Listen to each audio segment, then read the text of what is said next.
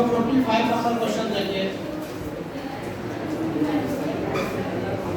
जिन लोगों के छोटे से गा देते हैं 12 वोल्ट की एक कार बैटरी से जलाने के लिए हेडलाइट में 60 वाट का बल्ब है। क्वेश्चन को ध्यान से देखो। 12 वोल्ट की एक कार बैटरी है, 12 वोल्ट की बैटरी है, हेडलाइट में 60 वाट का बल्ब चाहिए। 12 वोल्ट की बैटरी से जलाना है बल्ब को, तो 60 वाट का बल्ब चाहिए। यह बल्ब कितनी धारा लेगा इसका प्रतिरोध क्या है? जो कितना आसान है, धारा निकालना प्रतिरोध निकालना भी सिखाए थे। P = V I, धारा निकालना है तो I = P/V। प्रतिरोध R का सूत्र होता है V²/। सारे मान ऊपर से रख लो, आंसर आ गया। देख लीजिए P और V दोनों के मान दिए हैं, दोनों रख दीजिए। 46 नंबर देखो। एक वैद्युत बल्ब पर 100 वाट 220 वोल्ट लिखा है। एक वैद्युत बल्ब है P = 100 वाट, उस पे कितना लिखा हुआ है? 220 वोल्ट लिखा है। एक बल्ब है उस पे 100 वाट और 220 वोल्ट लिखा है। हमसे क्या पूछ रहा है? इसके तत्व का प्रतिरोध क्रियाशील अवस्था में बताओ। यानी जब ये जल रहा है तब इसका प्रतिरोध बताना है। तो R = अभी सूत्र बताया ऊपर V²/P। V माने 220 × 220 / 100 यानी 484 ओम। ये देखिए प्रतिरोध निकल गया। इसका प्रतिरोध क्रियाशील अवस्था बताना था, तो P = V²/R, R = V²/P। Second part क्या होता है? यदि इसकी लंबाई 0.1 मीटर हो और विशिष्ट प्रतिरोध कितना दिया है? बोलो। लंबाई 0.1 मीटर है, विशिष्ट प्रतिरोध 2.5 × 10⁻⁵ क्या है? त्रिज्या दिया। चलो 2.5 × 10⁻⁵ मीटर है, तो क्या निकालना है? निकालना है तो ρ = RA/L। R का मान तुम्हारे पास आई है, A का मान πr² है। सबके मान रख दो। R का मान दिया है 484, I का मान है 3.14 और R का मान ऊपर दिया ही है 2.5 10⁻⁵ का होल स्क्वायर और बटे लंबाई कितनी है? 0.1। सॉल्व कर लो, इतने ओम × मीटर आते हैं। केवल मल्टीप्लाई रख के मल्टीप्लाई कर दीजिए आंसर। चलो 47 नंबर देखो।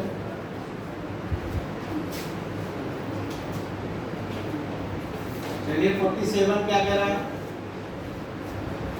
240 वोल्ट 200 वाट का बल्ब है। देखिए बल्ब कितने वोल्ट का है? 240 वोल्ट और 200 वाट का एक बल्ब है। बल्ब पे लिखा हुआ 240 वोल्ट और 200 वाट, ठीक है। इसका प्रतिरोध ज्ञात करना लगा। R = V²/P। 240 × 240 बटे P का मान क्या है? 200।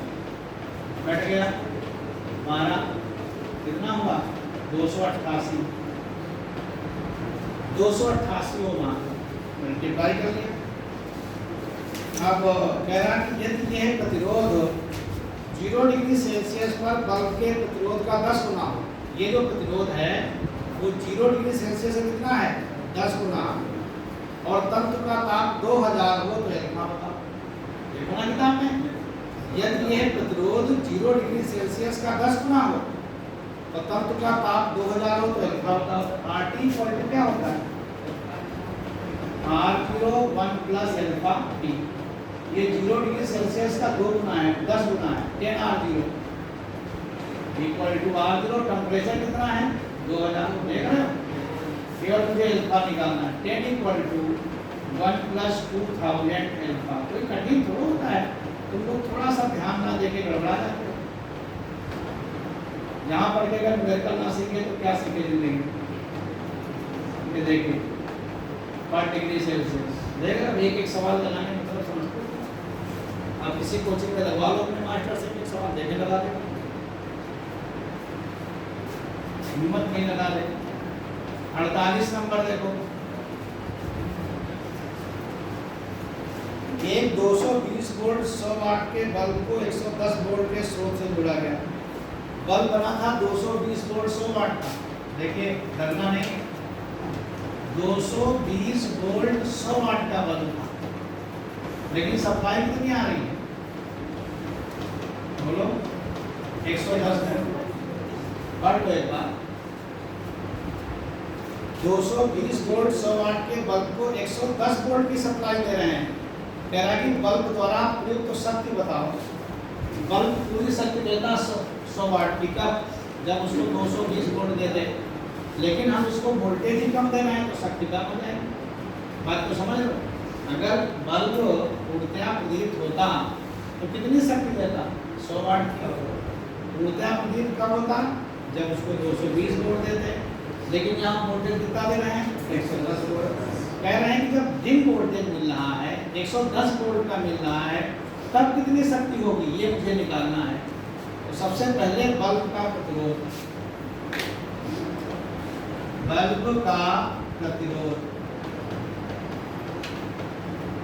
R = d²/T।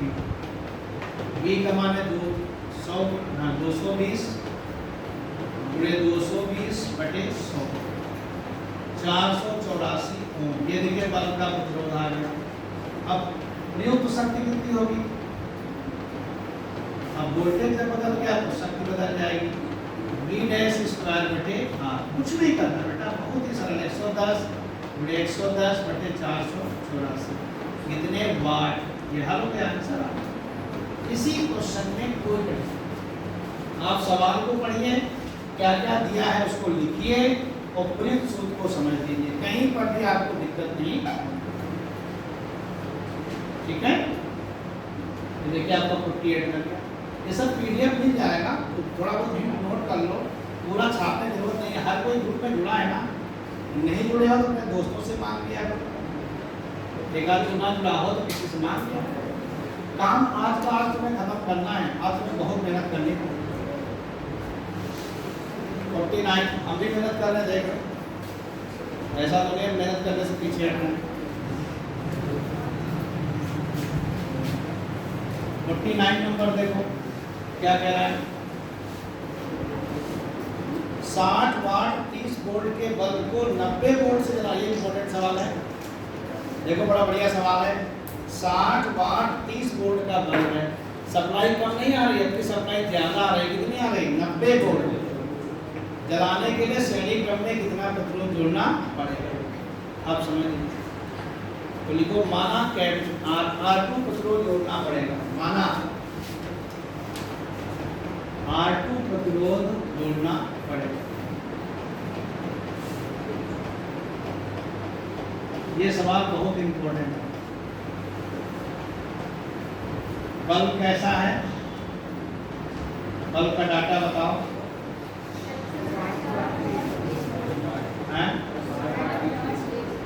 60 वाट और 30 वोल्ट का बल्ब था।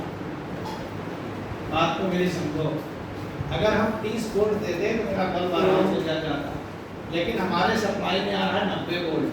अब 90 वोल्ट आ रहा तो वोल्टेज कम करना पड़ेगा। तो पूछ रहा कि श्रेणी क्रम में कितना प्रतिरोध जोड़ना पड़ेगा, तो मैंने मान लिया R2 प्रतिरोध जोड़ना पड़ेगा।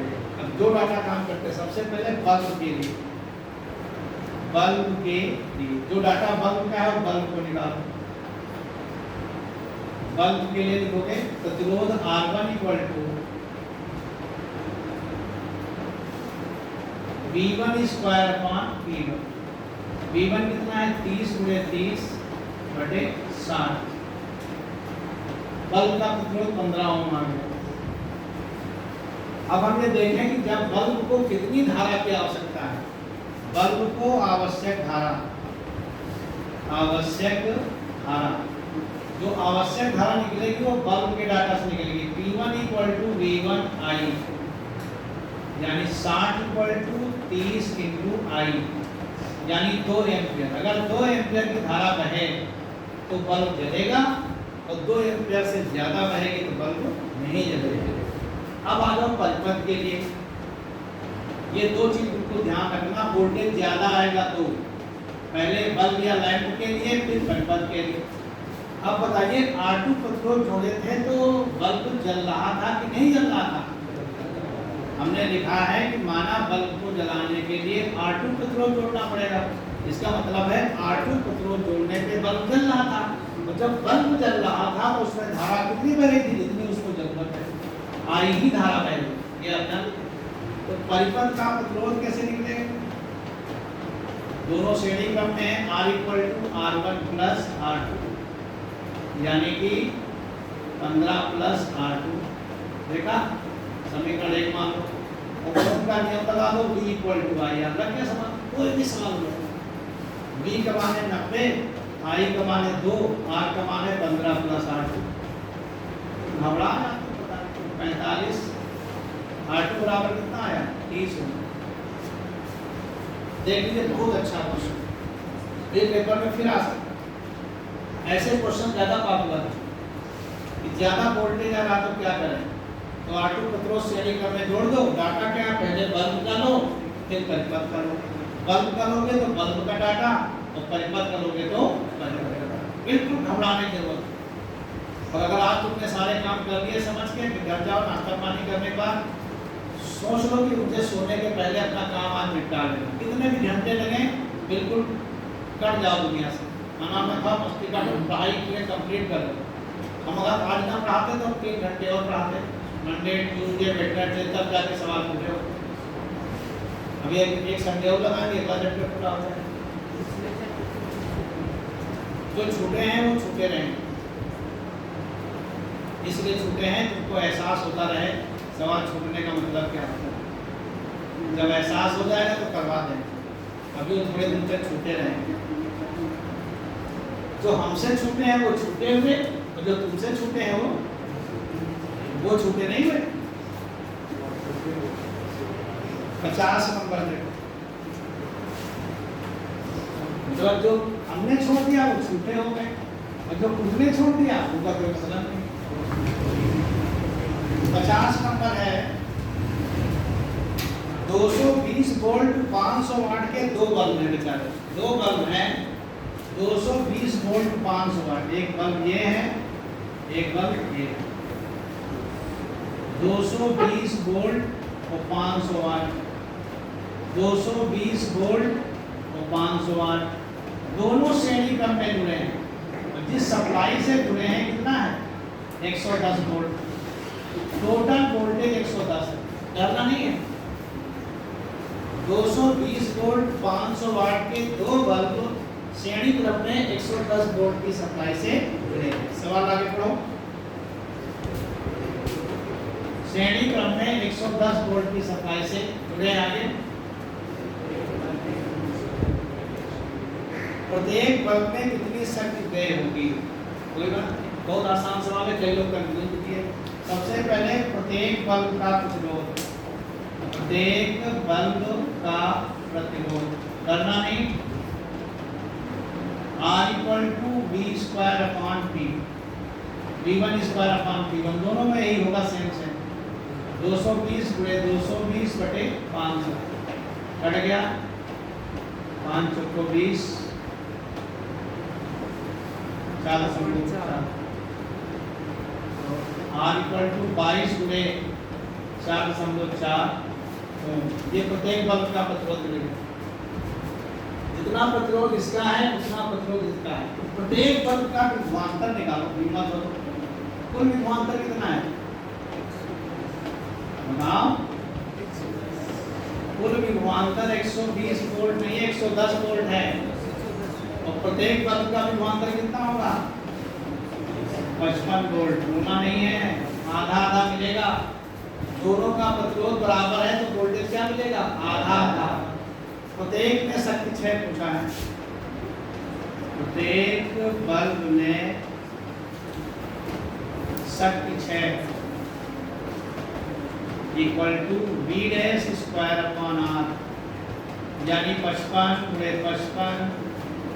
जाके तुरंत कैलकुलेट करिए, सब क्वेश्चनों का उत्तर मिल जाएगा। बहुत मैं तो मिलवा दूं।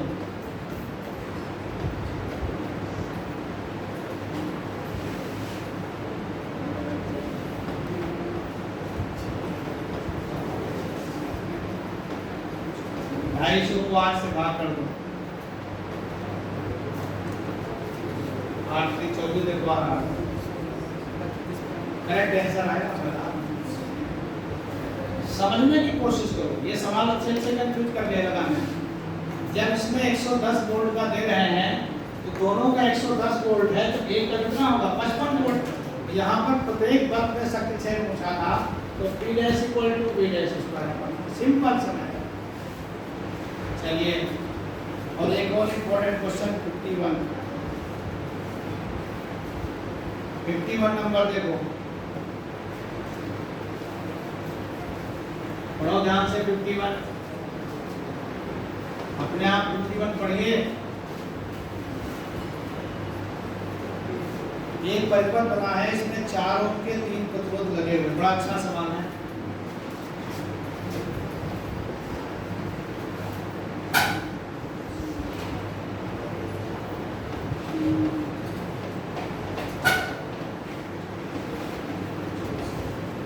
ये देखो 4 ओम के 3 प्रतिरोध लगे हुए इस तरीके से, ये दोनों समांतर है, जो इसके आएगा श्रेणी।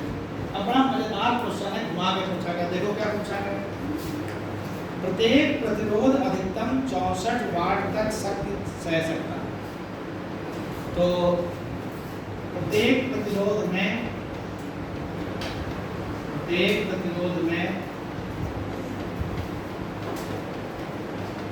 अधिकतम धारा आई के लिए, तो देखिए किसी जनरल बात करें, अगर 4 ओम के 3 प्रतिरोध हैं, प्रत्येक प्रतिरोध अधिकतम 64 वाट की शक्ति सह सकता है, तो हम सोच रहे हैं कि प्रत्येक प्रतिरोध में अधिकतम कितनी धारा बह सकती है।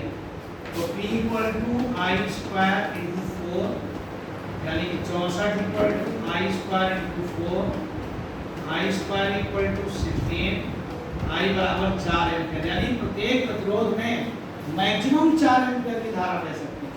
4 एम्पीयर से ज्यादा बहेगी टूट जाएगा। तो इस परिपथ में भी तो अधिकतम 4 एम्पीयर की धारा बह सकती है, क्योंकि पूरी की पूरी धारा इससे गुजरेगी। इस परिपथ में अधिकतम कितनी धारा बह सकती है 4। अब आ जाओ सेकंड पार्ट, परिपथ का कुल प्रतिरोध कैसे निकलेगा।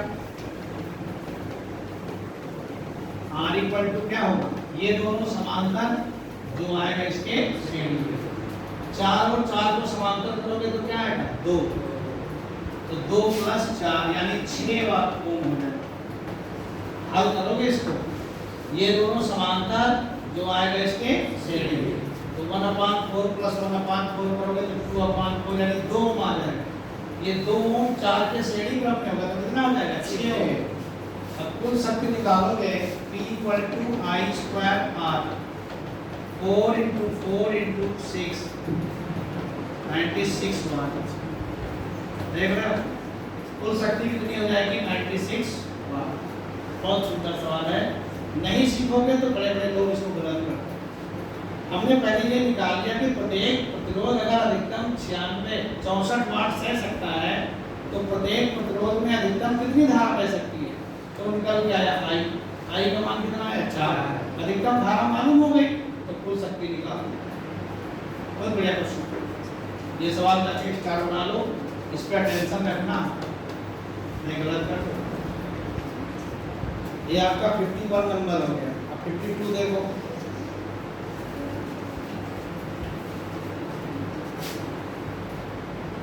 नंबर देखिए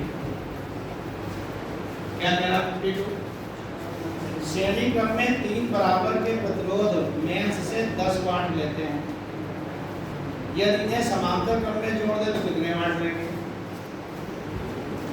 माना बराबर प्रतिरोध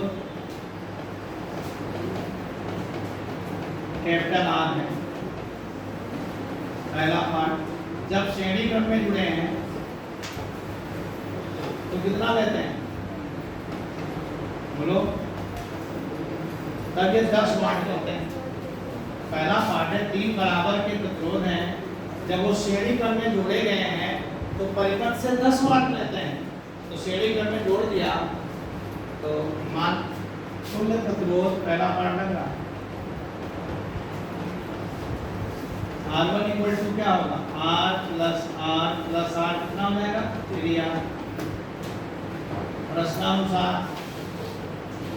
P1 इक्वल टू 10 वाट। सीख लो कितने वाट है, जब वो तीनों श्रेणी क्रम में जुड़े हैं तो 10 वाट की शक्ति लेते हैं। तो P1 equal to V square upon R। देखो उनसे ज़्यादा बात नहीं कह रहे हैं, कोई लखीमपुर में या लखनऊ चले जाओ, दिल्ली चले जाओ, कोई ऐसी कोचिंग को ढूंढो फिजिक्स की क्लास 12 में जहाँ मास्टर एक सवाल लगाते हैं और एक सवाल ऐसे नहीं बोर्ड पे लगाते हैं, कि दिवस सिखाने के बाद उसका रिकॉर्डिंग भी देते हो।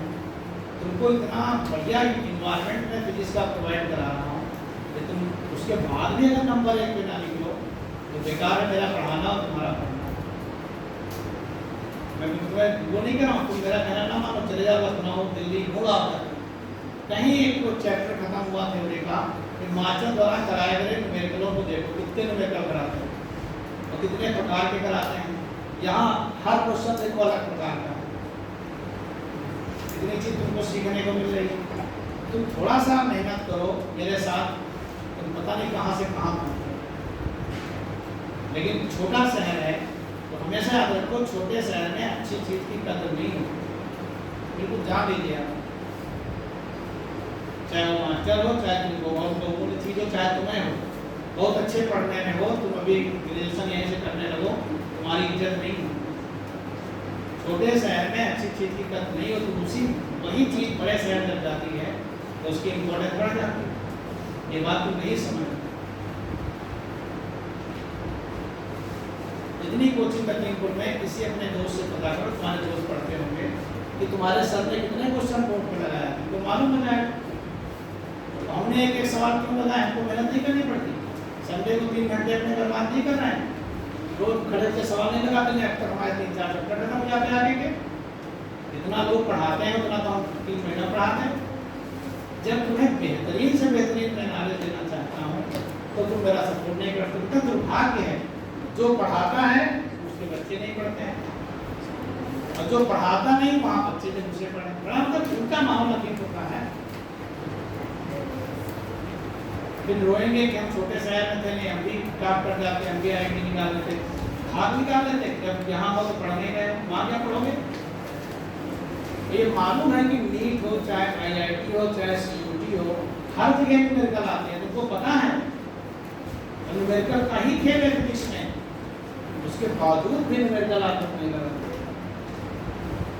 तो ये मेरे पे फर्क नहीं पड़ता, मैं तो अपने काम कर लेता हूँ, तुम्हें नहीं पढ़ाना, तुम क्या तुम्हारा काम है, हम तुम्हारे लिए परेशान हो रहे हैं। 10R1 V square equal to हो गया 30R, इक्वेशन 1। अब इन्हीं को समांतर क्रम में जोड़ा गया, समांतर क्रम में जब जोड़ दिया गया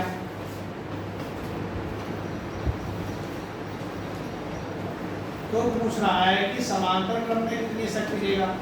वोल्टेज तो वही है, माना प्रतिरोध R2 हो जाएगा। समांतर क्रम में मान लिया कि प्रतिरोध कितना हो जाएगा R2, 1/R2 equal to 1/R plus 1/R plus 1/R 3/R होता है।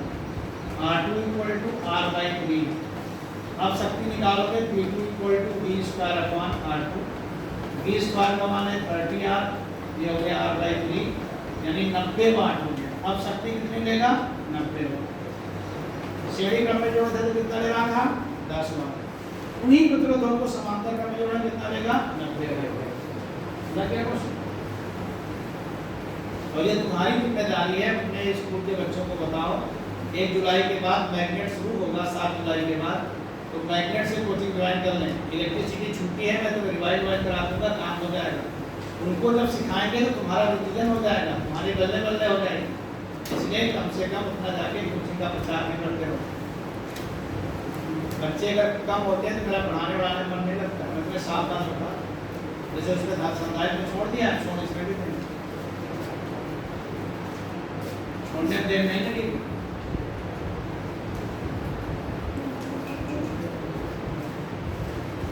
तिरपन नंबर क्वेश्चन देखो, बहुत अच्छा क्वेश्चन है। किसी मकान में 200 वोल्ट के मेंस से 60 वाट के 200 बल्ब लगे रे वहाँ।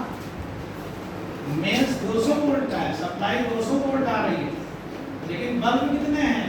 60 वाट के 200 बल्ब लगा रखा है। किस क्रम में लगा रखा है? समांतर क्रम में। तो कुल शक्ति कितनी होगी? कुल शक्ति निकालोगे, एक बल्ब की 60 है, कितने बल्ब है? 200, कितने वाट हो गया? 12,000 वाट। देखा क्या पूछा है? 24 घंटे यानी एक दिन में कितनी ऊर्जा की गणना करो। तुमको याद है? व्यय ऊर्जा इक्वल टू यानी यूनिटों की संख्या, व्यय ऊर्जा इक्वल टू वाट इंटू घंटे अपॉन 1000। याद है? तो 12,000। लोग पढ़ने में कमजोर नहीं हो, किस चीज में कमजोर हो बताओ? किस चीज में कमजोर हो?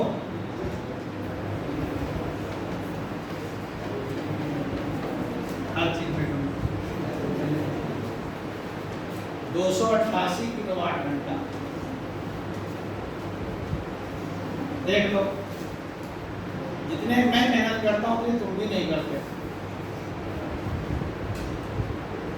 ये लग गया तुम्हारा 53 नंबर। 54 नंबर देखो, जरा देखिए 54 नंबर। एक वैद्युत मोटर जिसका प्रतिरोध 2 ओम है, 110 वोल्ट की सप्लाई से चालू की जाती है। एक वैद्युत मोटर है, प्रतिरोध 2 ओम है, 110 वोल्ट की सप्लाई से चालू की जाती है। एक मोटर है, उसका प्रतिरोध 2 ओम है और 110 वोल्ट की सप्लाई से चालू की जाती है। अभी जब मैग्नेट शुरू करेंगे तो पहले चैप्टर से चालू होगा। इलेक्ट्रिसिटी का मैग्नेट में कोई संबंध नहीं। जितने नए बच्चे बीच में ज्वाइन किए उनको भी नेक सलाह है, और जो नए आने वाले उनको कुछ सलाह दे दें। मैग्नेट को शुरू से पढ़ना शुरू कर दो। ये जो इलेक्ट्रिसिटी थोड़ा बहुत तुम्हारे गड्ढे हैं, इनको मैं संडे वनडे बुला के रिवीजन और शार्ट करा के फिट करा दूँगा, वो मेरी जिम्मेदारी है। लेकिन अगर तुम मैग्नेट से भी अच्छे से पढ़ लोगे तो तुम्हारे बोर्ड में 94, 95 से कम नहीं आने वाला, जान लीजिए। अब सब कुछ तुम्हारे हाथ में है, मेरे हाथ में कुछ नहीं। ऐसा कोई भी बच्चा निकाल लो जो डेली होमवर्क करता हो, पढ़ने में कमजोर हो, तो मुझे बताइए।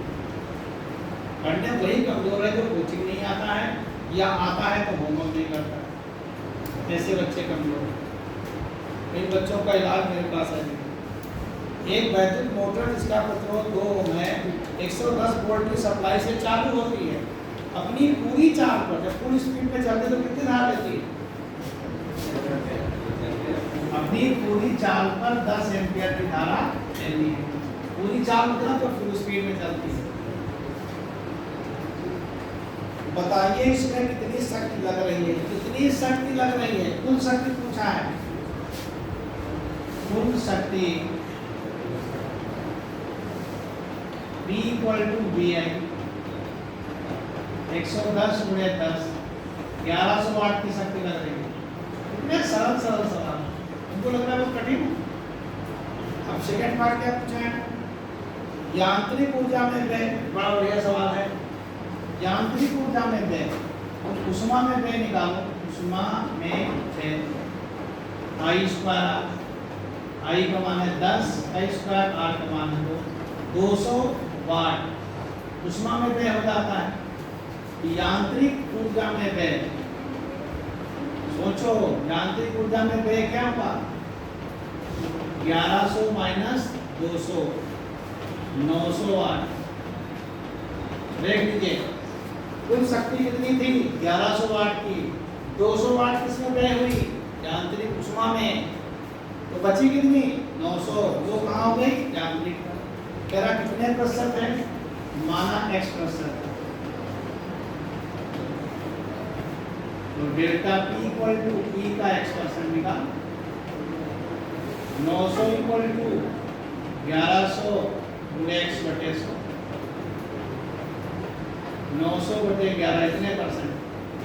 बहुत सुंदर सवाल। ध्यान नहीं पाओगे, यांत्रिक ऊर्जा, ऐसे पंखा चल रहा है तो इसकी ऊर्जा दो भागों में व्यय हो रही है। एक, पंखा गर्म भी तो हो रहा है, उष्मा के रूप में व्यय हो रही है। दूसरा, घूम रहा है यांत्रिक ऊर्जा में। तो जो उष्मा के रूप में व्यय हो रही है वो I²R है, और जो यांत्रिक ऊर्जा में व्यय हो रही है वो ये है। कुल से उष्मा घटा दोगे तो यांत्रिक ऊर्जा निकल जाएगी। जैसे तुम लखनऊ गए तो तुम 700 रुपये लेके गए तो तुमने 700 खर्च कर दिया, तो किराए में 300 रुपये खर्च किया, तो बाकी चीज़ों कितने किया? 400। बस यही कुल शक्ति 1100 थी, 200 उसने उष्मा में व्यय कर दिया, बची कितनी? 900। 900 उसने यांत्रिक ऊर्जा में व्यय किया। अब आइए 55 नंबर। जरा 55 नंबर देखो। 10 वाट 20 वोल्ट की एक छोटी मोटर की कुंडली का प्रतिरोध 12 ओम है।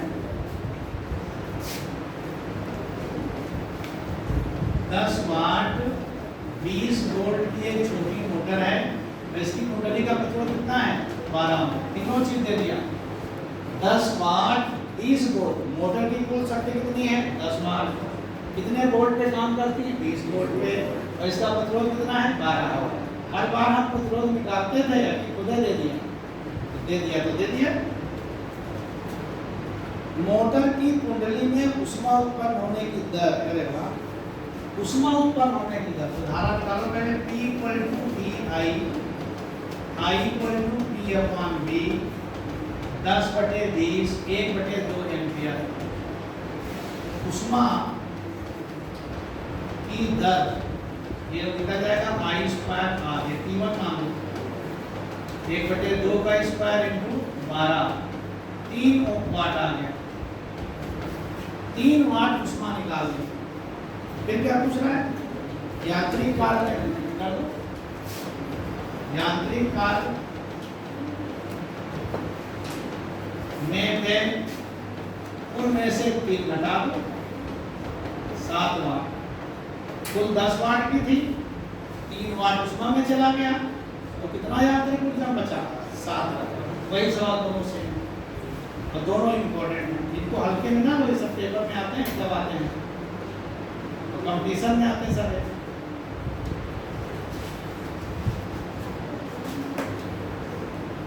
चलिए 56, 57, 58, 59, 60 5 क्वेश्चन करा रहे हैं। 56 देखो।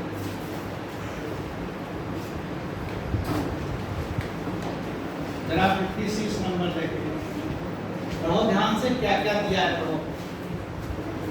एक प्रतिरोध कुंडली 2 2.5 ओम के प्रतिरोधों से मिलकर बनी है। देखो, एक प्रतिरोध कुंडली है, उसमें 2 प्रतिरोध जुड़े हैं 2.5 ओम के, 2.5 ओम ये और 2.5 ओम ये। तो कुल प्रतिरोध कितना हुआ? 2.5 + 2.5 5 ओम। एक प्रतिरोध कुंडली 2 प्रतिरोधों से मिलकर बनी है, दोनों 2.5 ओम के हैं, तो कुल प्रतिरोध कितना हो गया? 5 ओम। कुंडली के दोनों सिरों का विभवांतर कितना है? 1 वोल्ट। कोई बात नहीं, 1 वोल्ट है। पढ़ते रहो, कठिन बिल्कुल नहीं है, आगे बढ़ो। विद्युत वाहक पर 5 मिनट तक लगाया जाता है। ये कितना है? 5 मिनट, यानी कितने सेकेंड? 300 सेकेंड। क्या निकालना है? उत्पन्न उष्मा हो 5 मिनट में उत्पन्न होने वाली उष्मा, तो उत्पन्न होने वाली उष्मा H = V²/R × T। जब लग गया इतने जूल आएगा, जूल।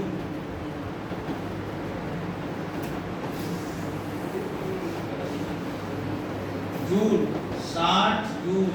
जूल को कैलोरी बनाओगे तो किससे भाग करोगे? 4.18। कितने कैलोरी?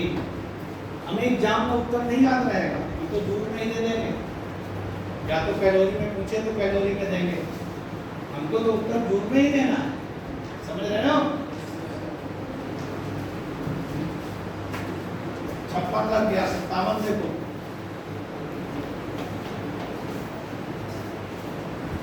गौर से पढ़िए। 57, जल में रखी एक 10 ओम के प्रतिरोध की कुंडली, प्रतिरोध कितना है? 10 ओम। कितने मिनट तक चलाई जाती है? 10 मिनट, यानी 600 सेकेंड। 10 ओम की एक कुंडली है, 10 मिनट तक चलाई जाती है। धारा कितनी बह रही है? 0.5 एम्पियर के। आगे पढ़ते जाओ, बहुत बढ़िया सवाल है ये। 1 डिग्री सेल्सियस ताप बढ़ता है। ताप कितना बढ़ता है? 1 डिग्री सेल्सियस। एक बार सवाल को फिर से पढ़ लो। एक 10 ओम की कुंडली को पानी में रखा जाता है, 10 मिनट तक गर्म किया जाता है, तो जल का ताप 1 डिग्री सेल्सियस बढ़ता है। तो पूछ रहा है जल कितने द्रव्यमान है? माना m द्रव्यमान है। जल को प्राप्त उष्मा, कितनी उष्मा प्राप्त हुई? I²RT। ये तो प्राप्त हुई। जितनी उष्मा निकलेगी उतनी तो प्राप्त होगी। इस उष्मा से जल का ताप बढ़ गया। अच्छा 11 को मैंने पढ़ाया था mc डेल्टा टी। ये देखिए यहाँ पे बच्चे कंफ्यूज करते हैं। C क्या होती है? विशिष्ट उष्मा। C का मान होता है 1 कैलोरी पर ग्राम। तो किलोग्राम में निकालते हैं तो 4.18 10³ जूल पर किलोग्राम। जल की विशिष्ट उष्मा है, कक्षा 11 से है। जल की विशिष्ट उष्मा होती है 1 कैलोरी पर ग्राम। तो चेंज करोगे तो 4.18 × 10³ जूल पर किलोग्राम। हम यहाँ सवाल किसमें लगा रहे हैं? MKS में। तो कौन सा मान रखोगे? MKS का। 4.18 × 10³ ये डेल्टा T1 है। I का मान है 0.5 × 0.5, R का मान है 10 × 600। भाग कर लो, डर क्यों रहे हो? जान नहीं पा रहे कुछ तुम? कुछ नहीं जान पाते हैं। कितने किलोग्राम आ गया? 7। करेक्ट आंसर आएगा। उत्तर मिलाना हो तो किलोग्राम को ग्राम में चेंज कर देना। एग्जाम में मुझे उत्तर नहीं याद रहेगा, लेकिन घर में चेंज करके मिला जरूर लो कि सही है कि गलत है। राइट? आधे लोग तो लग रहा है कि मूर्ति बन चुके हैं। कर रहे हो क्या? इतना स्टैंडर्ड नहीं कि 2 घंटे पढ़ सको। बोर्ड परीक्षा क्या दोगे तुम? नाम कटवा दो अपना। चलिए 58 नंबर। एक बर्तन जो नहीं लग पाएगा। बर्तन जानते किसे कहते हैं? पढ़ो ना क्वेश्चन। एक बर्तन में लगे 220 वोल्ट का तापक का प्रतिरोध क्या है? 55 वोल्ट। देखिए वोल्टेज 220 वोल्ट है और प्रतिरोध कितना है? 55 वोल्ट। एक बर्तन में हीटर समझो, हीटर 220 वोल्ट है, 55 वोल्ट का प्रतिरोध है। उत्पन्न उष्मा का 25% व्यर्थ हो जाता है। जितनी उष्मा उत्पन्न होती है उसका 25% खराब हो जाता है। तो गर्म कौन करता है? 75%। 2 लीटर जल को जिसका ताप 10 है 100 तक गर्म करने में कितना समय लगेगा? माना T समय लगेगा। तो जल को प्राप्त उष्मा, कितनी उष्मा प्राप्त होती है भाई? V²/R × T। लेकिन खास बात यह है कि पूरी की पूरी उष्मा नहीं मिलती, 25% व्यर्थ हो जाता है। तो जल को कितनी मिलती है? कुल उष्मा का 75%। तुम सीख लो, कुल उष्मा का 75% ही जल को मिलता है और 25% क्या होता है? व्यर्थ हो जाता है। और फिर यही जल को प्राप्त उष्मा mc डेल्टा टी।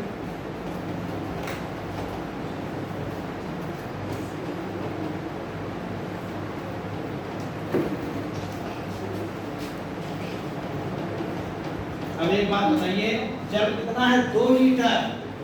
जल का घनत्व 1 होता है। 2 लीटर पानी 2 किलोग्राम के बराबर होता है। 2 और C का मान अभी निकाला था 4.18 10³ डेल्टा T क्या है?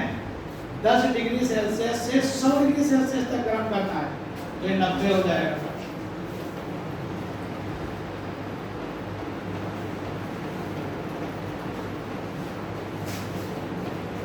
ये देखिए सारे मान करके हल करिए, T निकल जाएगा।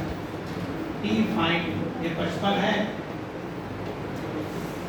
यहां से गुणा करोगे T निकल जाएगा।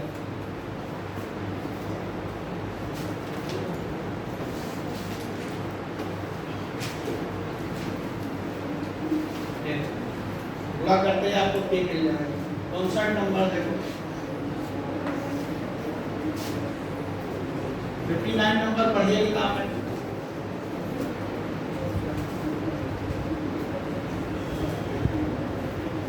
एक 50 वाट का बल्ब 200 वोल्ट की लाइन में लगा है, पावर कितनी है 50 वाट, वोल्ट कितना है 200 वोल्ट। आगे उसमें बहने वाली धारा और प्रतिरोध का बहुत आसान, P equal to VI, I equal to P upon V, 50/200 1/4 0.25 ampere. प्रतिरोध निकालना है R इक्वल टू V²/P। कितनी बार लगाओगे आप 200 × 200/50, ये लो प्रतिरोध। आगे क्या पूछा है 10% प्रकाश में परिवर्तित हो तो ऊष्मा 10% तो प्रकाश में चली गई तो बची कितनी 90%। तो उत्पन्न ऊष्मा इक्वल टू V² या I² R का 90%। ये देख लीजिए I² R का 90%, 10% तो प्रकाश में चली गई तो ऊष्मा कितनी बची 90%।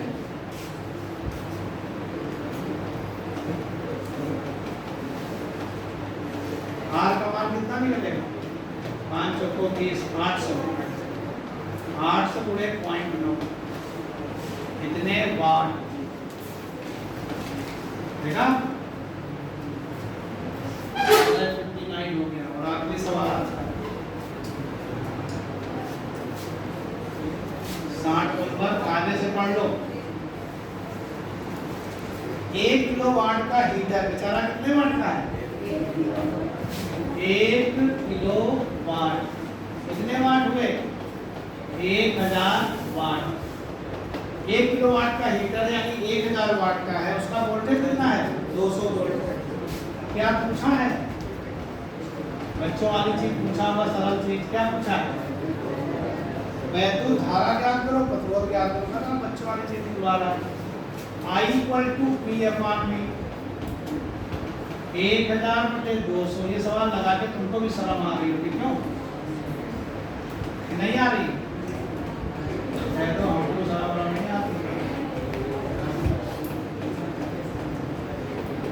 40 ओम जो लगा लो, निकल गया।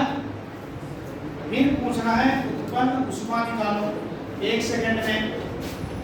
H equal to I² R into T। I का मान है 5/5, R का मान है 40 इंटू 1, 25 चौको 100, 1000 जूल। अब कैलोरी निकालना हो तो क्या करोगे 4.18 से डिवाइड कर दो, किताब में कैलोरी मारा है ना, हम बोर्ड में होते तो कैलोरी ना निकालते। जहाँ तुमको उत्तर जाना है तुम समझ नहीं पाओगे। ये देखिए करके सारे question. Please close your mic.